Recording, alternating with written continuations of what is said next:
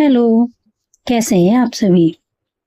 YouTube family को घुमक्कड़ रानी की तरफ से नमस्ते। आज मैं आपको लेकर चलती हूँ दिल्ली के नजफगढ़ स्थित पावापुरी जैन मंदिर।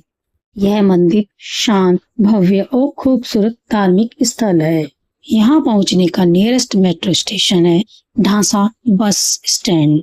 ये ग्रे लाइन पे स्थित है। ढांसा बस स्टैंड मेट्रो के गेट नंबर 3 से निकलने के पश्चात आपको राइट साइड जाएंगे तो आप भरत क्षेत्र पावापुरी का बोर्ड दिखाई देगा। इसी बोर्ड के पार आपको राइट साइड को एक गली दिखाई देगी। आपको इसी गली से आगे बढ़ना है। इसी गली से आपको आगे बढ़ते हुए जाना है, लेकिन आपको ज्यादा आगे नहीं जाना। आपको बाहर से ये मंदिर दिखाई देने लगेगा, लेकिन आपको पीछे आना है और इस नीले बोर्ड पे देखिए, यहाँ लिखा हुआ है भरत क्षेत्र पावापुरी और इसी गेट से आपको अंदर आना है।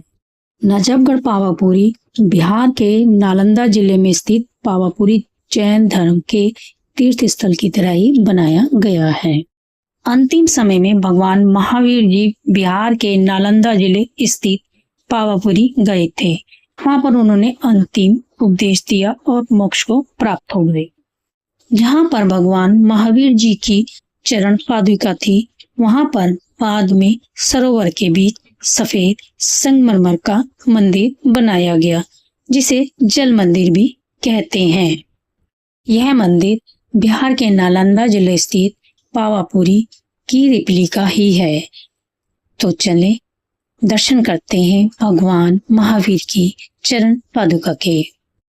मांगते ही रहते तुझसे सांझ सवेरे, हाथ ये फैले रहते सामने तेरे। तूने खूब दिया भगवान, तेरा बहुत बड़ा एहसान, खूब दिया भगवान। पावापुरी मंदिर को जल मंदिर क्यों कहते हैं?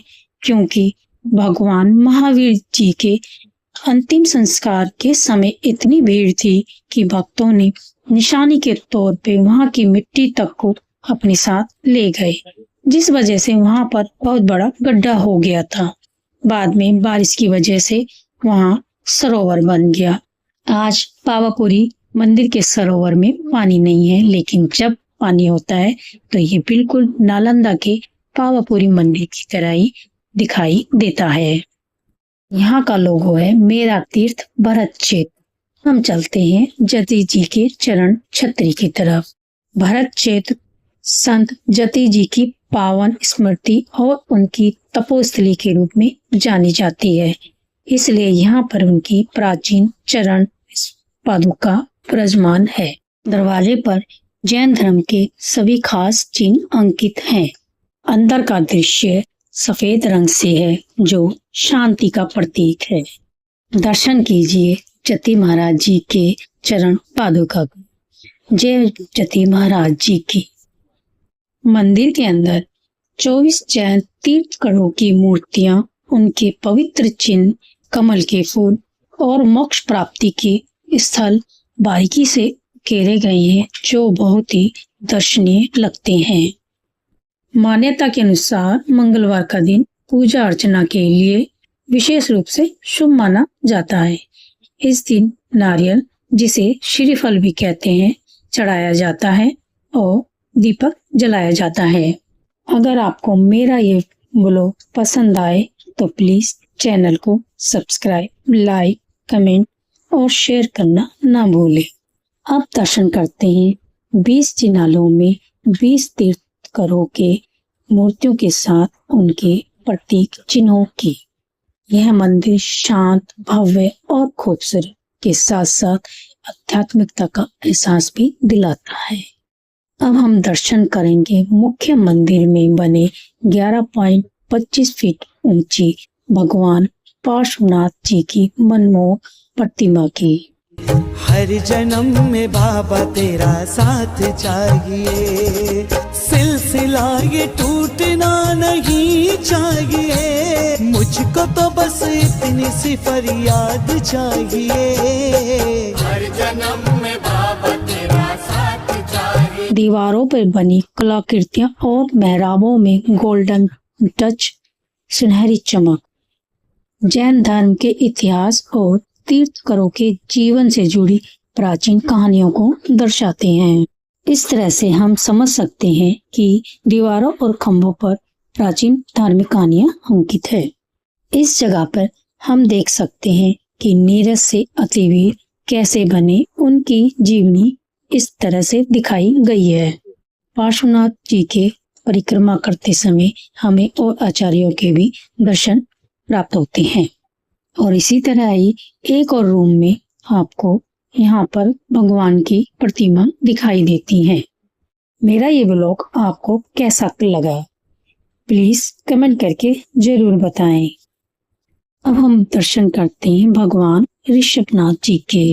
यह मुख्य मंदिर के शीर्ष पर 31 फीट ऊंचे चबूतरे पर भगवान ऋषभनाथ की लाल पत्थर से बनी 19.25 फीट ऊंची मुख्य प्रतिमा है।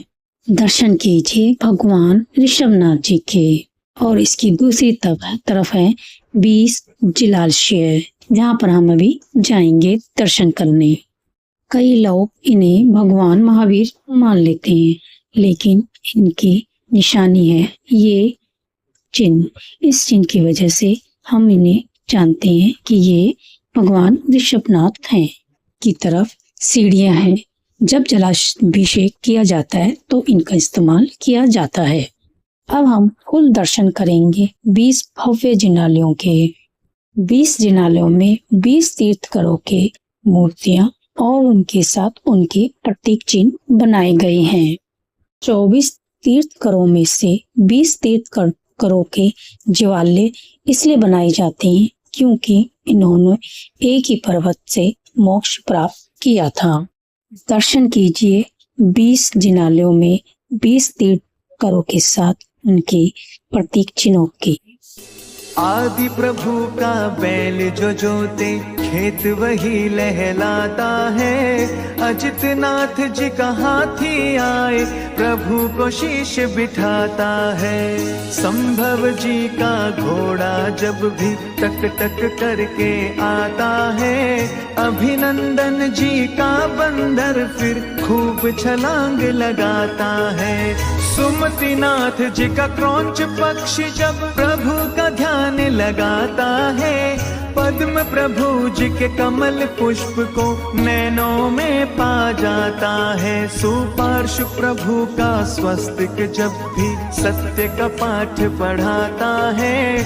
चंद्र प्रभु का अर्ध चंद्र तब मस्तक पर खिल जाता है। मस्तक पर खिल जाता है। जैन धर्म की जय बोलो, सत्य धर्म की जय बोलो। सुविधिनाथ जी के मगर को देखो जल में वो मंडराता है। शीतलनाथ जी का श्रीवत्स जब शांति मन में लाता है। श्रेयांशनाथ जी का गेंडा जब दरिया से बाहर आता है।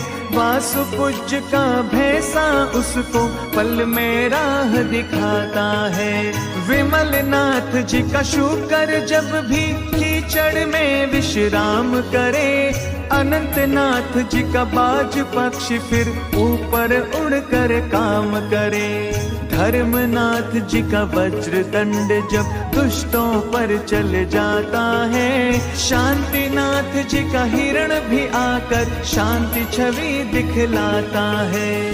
शांति छवि दिखल। कुंथुनाथ जी का बकरा जब प्रभु के चरणों में आता है। अरनाथ जी का नंदाव्रत तब आनंद मंगल लाता है। मल्लीनाथ जी का कलशा जब भी धन दौलत बरसाता है। मुनि सुव्रत जी का कछुआ भी फिर धीरे धीरे आता है। नमीनाथ जी का नील कमल जब कीचड़ में खिल जाता है। नेमिनाथ का शंख बजे तो मन सुखमय हो जाता है। पार्श्वनाथ जी का सर्प भी आकर अपना शीश झुकाता है। वर्धमान जी का सिंह गाय संग पानी पीने आता है। पानी आता है। दर्शन कीजिए मानव स्तंभ के। संगमरमर के नक्काशीदार पत्थरों से बेहद खूबसूरती के साथ बनाया गया है। मानव स्तंभ का उद्देश्य मानवता, अहिंसा, त्याग और जैन तीर्थंकरों के संदेश बताना है। मानव स्तंभ के चारों ओर महावीर भगवान के उपदेश और जीवन के दृश्य को खूबसूरती से उकेरा है। मेरा तीर्थ भारत क्षेत्र में आपको खाने पीने की भी सुविधा मिल जाती है और बच्चों के लिए यहाँ पार्क की भी सुविधा है। कब आ रहे हैं आप यहाँ? कमेंट करके जरूर बताएं। धन्यवाद।